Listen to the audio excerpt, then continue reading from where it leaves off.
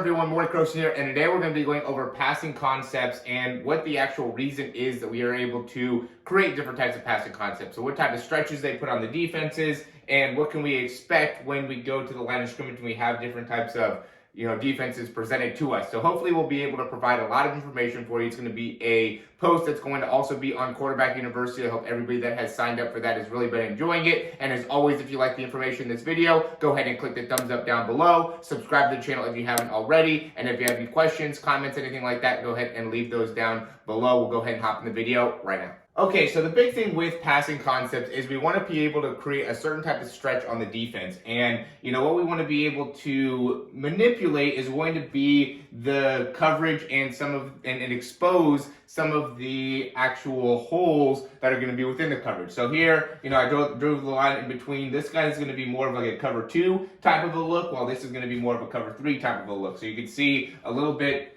different lineup within the corners, a little bit different lineup within the safeties, and the backers would be more in a different alignment, but because of the actual, position here, I don't want to get the backers involved. I think that would make it a little bit more difficult. But one of the big things that, is a big tell that you can see from a quarterback perspective is, or a good passing concept to be able to compare here is going to be something like double slants here in comparison to, so what happens with double slants is you really want to be able to put a tough position on the flat defender and also this linebacker. If this linebacker ends up going inside, then you can go through here. If he ends up kind of staying outside, then you can go here. Really, what you're going to end up hitting a lot of times is going to be this guy right here with the double slant concept, where if you're going to do double slant here, you'd have this, and then you'd have this, and this guy would be able to go here, this guy would be able to go here. So it'd be a little bit easier to be able to defend. And so what we do, and typically what, coaches will do, is they'll make it so when you have a double slant concept going, they'll have slant flat on the other side, because now what ends up happening is that you put a certain stretch on this linebacker. Is he going to stay with the slant, which makes it so you could hit here, because this guy's going to be going deep, or are you going to be, this guy going to buzz the flat and you could throw the slant right behind him right here, right? So that's going to be just a quick example of a passing concept that will help you in understanding, why are they actually created? What's the goal at the end of the day that wants to be achieved when making these types of plays? And so the next one that we're going to do will be, we'll go out, and then we'll go streak.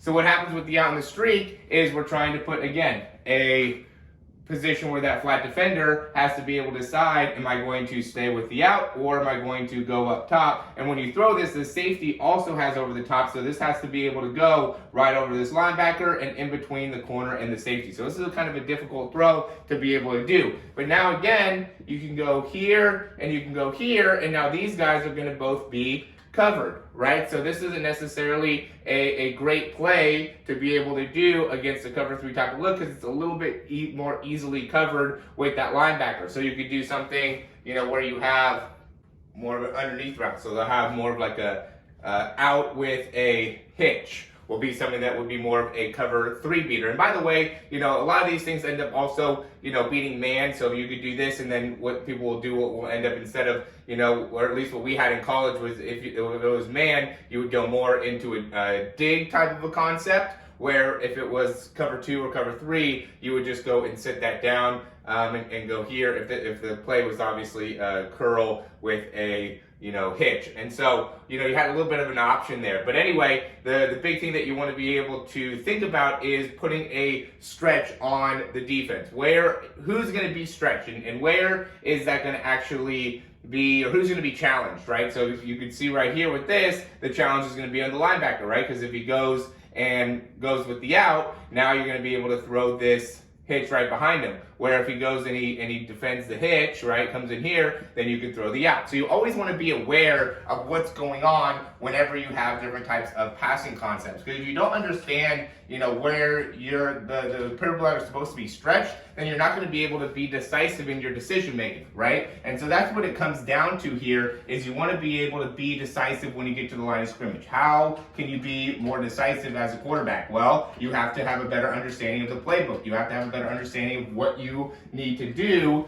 when you're presented with a play that can potentially expose different parts of the defense. Let's do another one.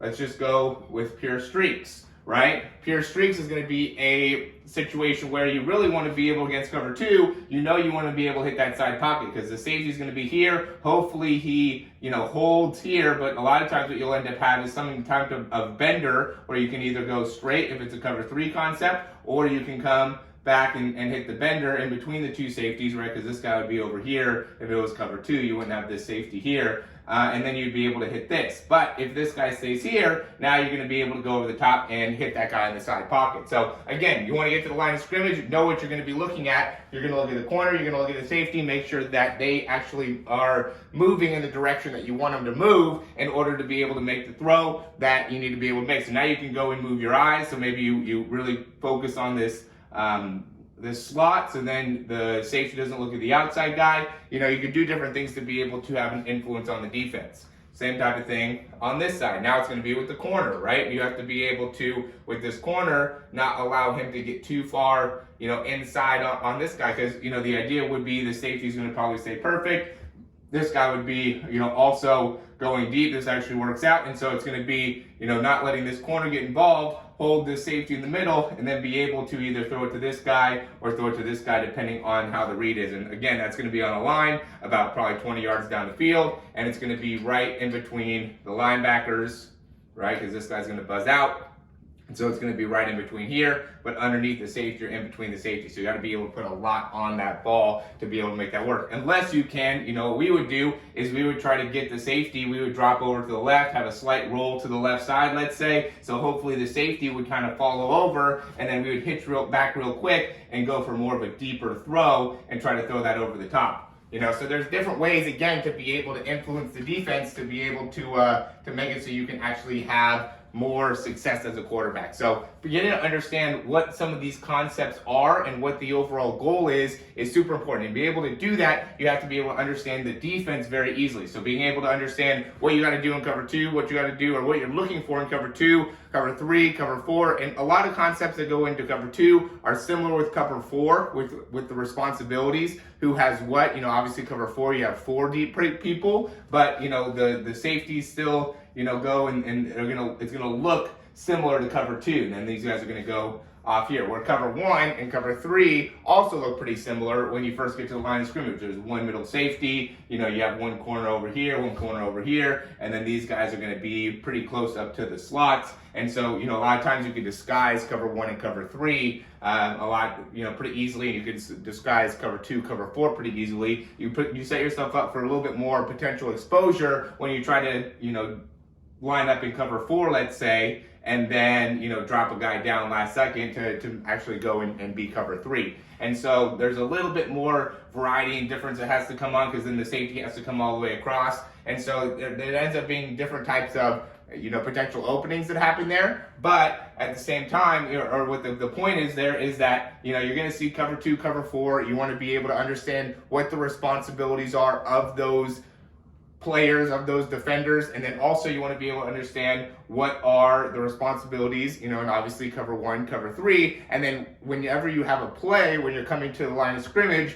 you should be able to think to yourself, okay, based off of what the play is called, this is how we're going to be potentially exposing the defense. This is what I'm looking for. And if I see this, I'm going to throw it. If I don't see this, I'm going to go to that. And then if, I'm going to throw it. And then if I don't have that, then I have, maybe a running back check down, maybe you're more of a scrambling quarterback, but you should have some type of progression that you want to be able to work through in order to get the ball out of your hands on time, and in order to have success again as a quarterback and actually have a good understanding of the playbook and what's going on. So hopefully this helps you in being able to understand your own playbook. I know these are very very, very simplistic plays that I went over, but if you could just understand, what the mentality is behind your offensive coordinator and why he's making certain decisions and his play calling, it'll make it so then when you look at the defense, it'll be easier for you to be able to decide who you need to throw to and when you need to throw that person.